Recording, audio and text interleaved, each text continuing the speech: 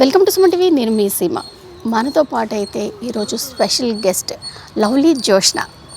ఈ లవ్లీ జోష్న అనే పేరైతే విజయనగరంలో తెలియని వారైతే ఉండరు. తను ఒక ట్రాన్స్జెండర్ ఎన్నో అవమానాలు ఎదుర్కొంటూ సమాజంలో చాలా చిన్న చూపు ఉంటుంది. ఆ మాటలన్నీ కూడా ఒక చెవ్వంట విని ఒక చెవ్వంట వదిలేసి తన జీవితాన్ని ఒక ఆశయంగా తీర్చిదిద్దుకుంటూ ముందుకు నడుస్తున్నారు. ఒకసారి ఆమెతో మాట్లాడదాం. హాయ్ జోష్న గారు. హాయ్ అండి. అంటే మీరు సమాజానికి అంటే మీ ట్రాన్స్జెండర్ చాలా సమస్యలను ఎదుర్కొంటూ ఉంటారు.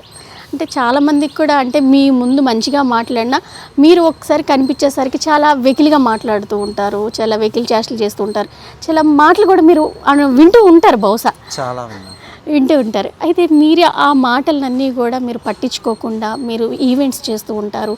అలానే ఒక ప్రోగ్రామ్ మేనేజర్గా కూడా మీరు ఉంటూ చాలా ఈవెంట్లు కూడా చూస్తూ ఉంటారు, మేము కూడా చూసాము. అయితే మీరు మీ వాళ్ళకి కానీ లేదా సమాజానికి కానీ ఏం చెప్పదలుచుకున్నారు? నా పేరు జోష్న అండి. నేను ట్రాన్స్జెండర్ని, మాది విజయనగరం.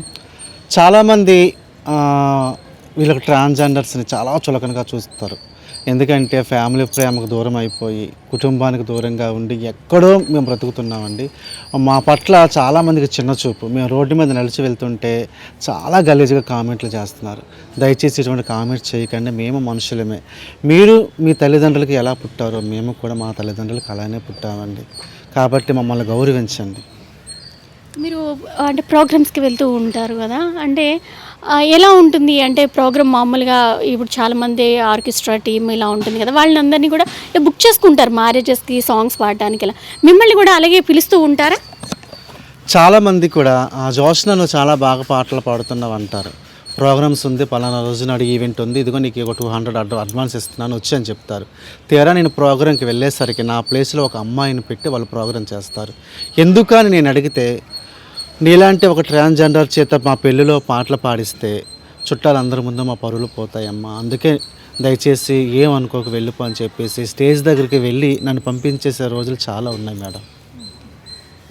మీరు అంటే మీ పేరెంట్స్ అది చిన్నప్పుడు అంటే మిమ్మల్ని వదిలేసారా? అంటే ఇలా తెలిసి మీరు ఒక ట్రాన్స్ అని తెలిసి వదిలేయడం జరిగిందా, లేదంటే ఇప్పటికీ వాళ్ళతోనే ఉంటున్నారా మీరు? నేను ఇప్పటికీ కూడా మా పేరెంట్స్తోనే ఉంటున్నానండి. కొన్ని సంవత్సరాల క్రితం అయితే పేరెంట్స్ మా వాళ్ళని ట్రాన్స్జెండర్ అని తెలిసి దూరం పెట్టడం జరిగింది. కానీ ఈరోజు ఏంటంటే మనకున్న టెక్నాలజీని ఈరోజు తల్లిదండ్రులు కూడా వాళ్ళు అర్థం చేసుకొని, ఫోన్లే నా పిల్లడే వీళ్ళకి అయిపోతేనే నాకేమి, నా ఇంట్లో ఉండాలని చెప్పి పేరెంట్స్ కూడా అర్థం చేసుకుంటున్నారండి. ఎక్కడుంటారు మీరు? నేను విజయనగరం లోకల్లోనే ఉంటారు.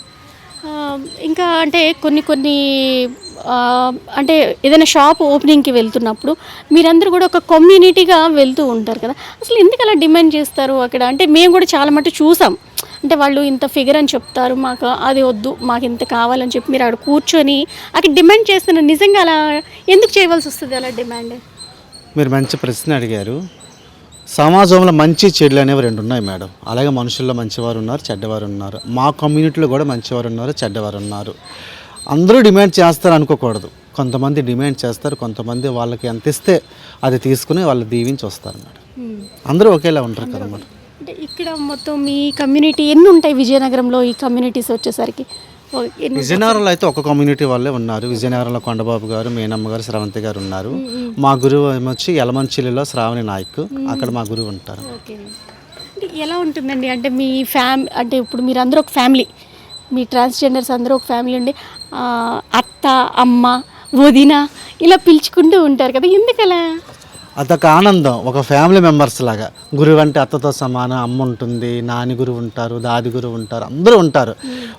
మీరు బయట చూడండి, మీకు ఒక అత్త ఉంటుంది, అమ్మ ఉంటుంది, పిన్ని ఉంటుంది, అక్క ఉంటుంది, చెల్లి ఉంటుంది. అలాగే మా ట్రాన్స్కోలో కూడా వదినలు కూడా ఉంటారు, అందరూ ఉంటారు. మేము ఒక ఫ్యామిలీలో ఉంటాం అన్నమాట. అంటే ఒక్కొక్కసారి ఏడ్పించుకోవడం కూడా మేము చూసాము. అంటే మేము ఈ మధ్య అంటే మీతో పాటు కూడా మేము ట్రావెల్ చేసి కొన్ని ఇంటర్వ్యూస్ చేయడం వల్ల చూస్తున్నాము. అంటే వీళ్ళంటే ఒక ఫ్యామిలీ సమానం, అంటే మన అందరం ఒకటే ఫ్యామిలీ అని ఉండి అంటే ఎన్నో మంచి పనులు కూడా చేస్తున్నారు. అంటే ఇప్పుడు ఫర్ ఎగ్జాంపుల్ కొండబాబు గారు తీసుకుంటే ఆయన కమ్యూనిటీలో ఉన్న వాళ్ళందరూ కూడా భిక్షాటన, అంటే దాన్ని భిక్షాటన అనకూడదు, యాక్చువల్లీ వెళ్ళి వాళ్ళకి వచ్చిందంతా కూడా టెంపుల్కే పెడుతున్నారు. అది నిజంగా చాలా బాగుంది. అంటే ఇది బయట ఎక్కడెక్కడ ఊర్లో చూసుకున్న రైల్వే స్టేషన్లో ట్రైన్లోని బెగ్గింగ్ చేసుకుంటూ చాలా అంటే ఒకరి వల్ల నిజంగా అందరికీ చెడ్డ పేరు వస్తుంది అది నిజంగా. కానీ ఇక్కడ మన విజయనగరంలో మాత్రం దానికి భిన్నంగా ఉన్నారు మీరు అందరూ అని అయితే మేము చెప్తాం. ఒక ఆడపిల్ల తప్పు చేస్తే మొత్తం ఆడపిల్లలందరూ తప్పు చేశారని ఎక్కడ అనరు. ఒక అబ్బాయి తప్పు చేస్తే మొత్తం అబ్బాయిలందరూ తప్పు చేశారని ఎక్కడ అనరు. అదే ఒక ట్రాన్స్జెండర్ తప్పు చేస్తే మొత్తం అందరూ వీళ్ళు ఇటువంటి వాళ్ళేంటారు, అందరూ ఇలా తప్పు చేస్తుంటారు అని అంటారు. కానీ ఇది కరెక్ట్ కాదండి. ట్రాన్స్ కమ్యూనిటీలో మంచి వాళ్ళు ఉన్నారు, చెడ్డ వాళ్ళు ఉన్నారు. కాబట్టి దయచేసి అందరినీ ఒకేలా చూడొద్దు.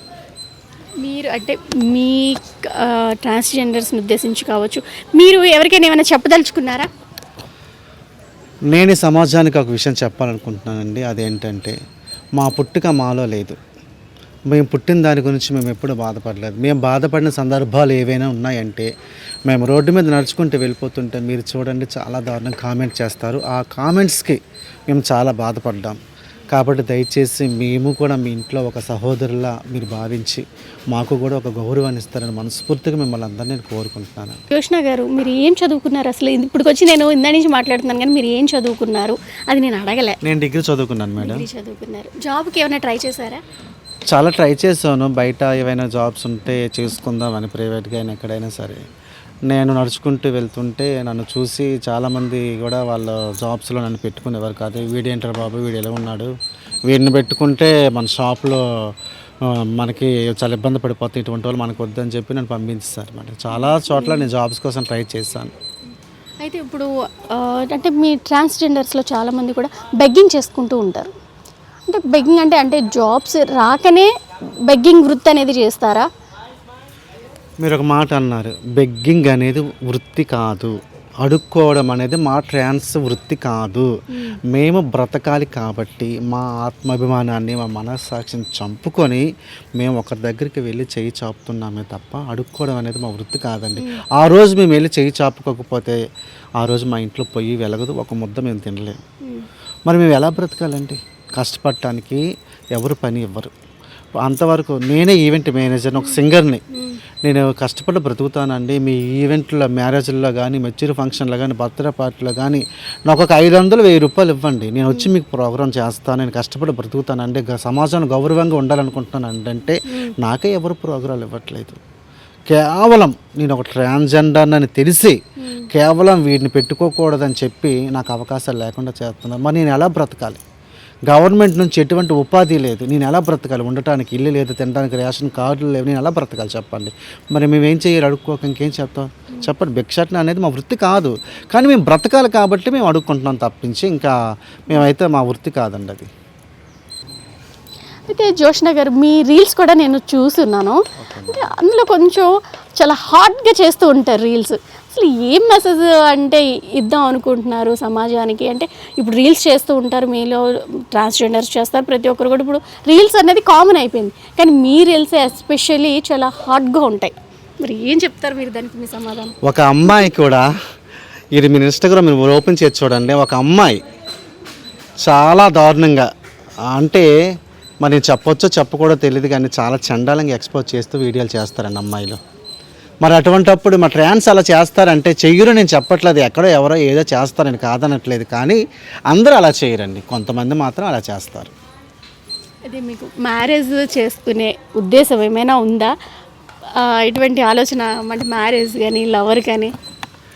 ప్రతి ఒక్కరికి కూడా, అది అమ్మాయి అవ్వచ్చు, అబ్బాయి అవ్వచ్చు, మా ట్రాన్స్ కమ్యూనిటీ అవ్వచ్చు, ప్రతి ఒక్కరికి కూడా మనసు అనేది ఉంటుంది, ఫీలింగ్స్ అనేవి ఉంటాయి. ఎవరు కూడా ఒక వ్యక్తిని ఇష్టపడడం కామనే. కానీ ఒక ట్రాన్స్జెండర్స్ని లవ్ చేసిన అబ్బాయిలు ఈరోజు నిజంగా ఎవరు లవ్ చేయట్లేదండి. వాళ్ళ డబ్బు చూసి వాళ్ళు లవ్ చేస్తున్నారు, వాళ్ళ అవసరాలు తీర్చుకొని వాళ్ళు వెళ్ళిపోతున్నారు. చూడండి, ట్రాన్స్జెండర్ అనే వ్యక్తులు అబ్బాయిల చేత మోసపోయిన వాళ్ళు చాలామంది ఉన్నారు, కానీ ట్రాన్స్జెండర్స్ చేత మోసపోయిన అబ్బాయిలు ఎక్కడా లేరు.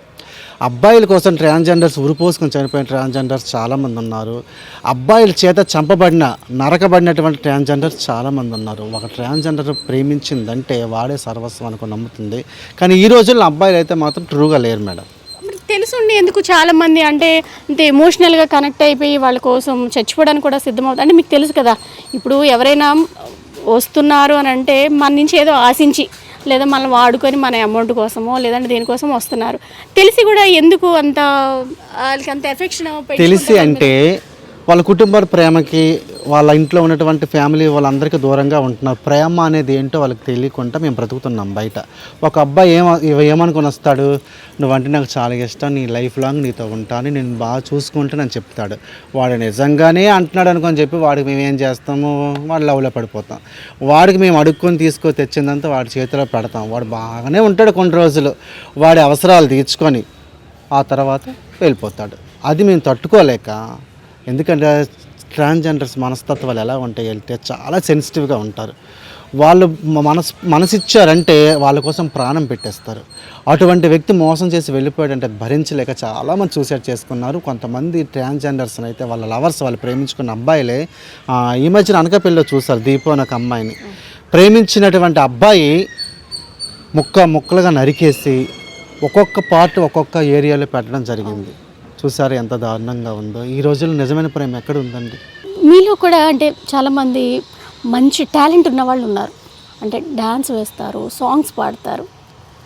అంటే వాళ్ళకి అంటే ఏ వృత్తిలో అంటే ఈ మధ్య ఈవెంట్సే కాదు, కొన్ని జబర్దస్త్ వంటి షోలో కూడా పార్టిసిపేట్ చేస్తున్నారు. అంటే మిమ్మల్ని కూడా ఒక కళాకారులుగా గుర్తించి వాళ్ళని తీసుకొని వాళ్ళని ప్రోత్సహిస్తున్నారు. మనం చూసుకుంటే చాలామంది అంటే జబర్దస్త్ అంటేనే ఆ షోలోని చాలా మట్టు కూడా ట్రాన్స్జెండర్స్నే తీసుకుంటున్నారు. అలానే మన విజయనగరంలో వచ్చేసరికి చాలామంది కళాకారులు ఉన్నారు. వాళ్ళకి మీరు ఏం చెప్పదలుచుకున్నారు? టాలెంట్ అనేది ఏ ఒక్కరి సొత్తు కాదండి. ఒక అమ్మాయి కన్నా ఒక అబ్బాయి కన్నా డాన్స్ వేసినటువంటి ట్రాన్స్జెండర్స్, పాటలు పాడినటువంటి ట్రాన్స్జెండర్స్ చాలామంది ఉన్నారు. కానీ వాళ్ళు ఈరోజు ఎందుకు ముందుకు రావట్లేదంటే, ఇప్పుడు నేనే ఉన్నాను, స్టేజ్ ఎక్కితే కింద నుంచి చాలా చండాలంగా కామెంట్స్, ఒరే కొజ్జోడు వచ్చి స్టేజ్ ఎక్కాడు అని అంటారు, ఒరే కొజ్జోడు వచ్చి పాటలు పాడుతున్నాడు, ఈడేం పాడతారా అని చాలా దారుణంగా చిన్న చూపు చూస్తున్నారు. అది కరెక్ట్ కాదండి. ఇంకొక విషయం ఏంటంటే, ట్రాన్స్జెండర్ అనే వ్యక్తిని ఈరోజు ఎందుకు పిలవట్లేదంటే, సమాజంలో ఒక చిన్న చూపు ఉండటం వల్ల ట్రాన్స్జెండర్ కళాకారులు ఎవరు పిలవట్లేదు. మీరు కానీ ట్రాన్స్జెండర్స్లో కూడా కళాకారులు ఉన్నారని గుర్తిస్తే, ఒక అమ్మాయికి ఒక అబ్బాయికి మించిన టాలెంట్ ఉన్నటువంటి కళాకారులు చాలామంది ఉన్నారు. నా ఆశ ఏంటో తెలుసా మేడం, ఏ ఈవెంట్ చూడండి, అది ఆర్కెస్ట్రా కావచ్చు, డాన్స్ కావచ్చు, రేలా కూడా కావచ్చు, ఎక్కడ చూసినా అమ్మాయిలు అబ్బాయిలు తప్ప ఏ ఒక్క స్టేజ్ మీద కూడా ట్రాన్స్జెండర్స్ అనే వ్యక్తులు ఎక్కడ కనిపించట్లేదు. కానీ మా ట్రాన్స్జెండర్స్కి ఒక అవకాశం ఇవ్వండి. ప్రతి ఒక్క ఈవెంట్లో కూడా ట్రాన్స్జెండర్స్ ఉండాలి, చెయ్యాలి అనేది నా ఆశ, నా కోరిక. ఈవెంట్స్లో అంటే మీ యూట్యూబ్లో కూడా సాంగ్స్ పెడుతూ ఉంటారు కదా, మీ ఆల్బమ్స్ నుంచి ఒక్క మంచి సాంగ్ మా సుమన్ టీవీ ప్రేక్షకులకి. నాకు యూట్యూబ్ ఛానల్ ఉందండి, లవ్లీ జోష్న అని యూట్యూబ్ ఛానల్. ఆ యూట్యూబ్ ఛానల్లో నేను కొన్ని ఫోక్ సాంగ్స్ కూడా పాడి నాకు నేనుగానే ఆల్బమ్ సాంగ్స్ చేయడం జరిగింది. అందులో ఒక పాట పాడతాను. ముసిముసి నవ్వుల కుర్రవాడు ఎక్కడోడే, వాడెక్కడోడే, చొక్కా కాలరు ఎగరేసి పైకొచ్చాడే, నా పైకొచ్చాడే, ఏ పిల్ల అన్నాడు నీదే ఊరన్నాడు, నా పక్కన గిల్లాడు వాడు పారిపోయాడు. ముసిముసి నవ్వుల కుర్రవాడు ఎక్కడోడే, వాడెక్కడోడే, చొక్కా కాలరు ఎగరేసి పైకొచ్చాడే, నా పైకొచ్చాడే. నైస్, చాలా బాగా పాడారు. చూసారు కదా, లవ్లీ జోష్న నిజంగా సింగర్ అని అంటే తన ఆశయం కూడా అదే, మంచి ఈవెంట్స్లో పాటలు పాడాలి అనేది తన కళ. అలానే ప్రభుత్వాన్ని కూడా విన్నవించుకుంటుంది. మాకు కూడా గౌరవంగా బ్రతకాలని అయితే ఆశ ఉంది, ఆశయం కూడా ఉంది. కానీ మాకు ఎవరు కూడా పనులు ఏమీ ఇవ్వరు. ఎంతెందుకు మేము ఉండడానికి ఇల్లు కూడా అద్దెకి ఇవ్వడానికి కూడా చాలామంది వెనకాడుతూ ఉంటారు. మేము ఆ వివక్షత నుంచి మేము బయటికి రావాలి. మేము మీలానే మేము కూడా అమ్మ నాన్నలకు మీరు ఎలా పుట్టారో మేము అలాగే పుట్టాము, మాకు సంతోషంగా గడపాలని ఉంటుంది.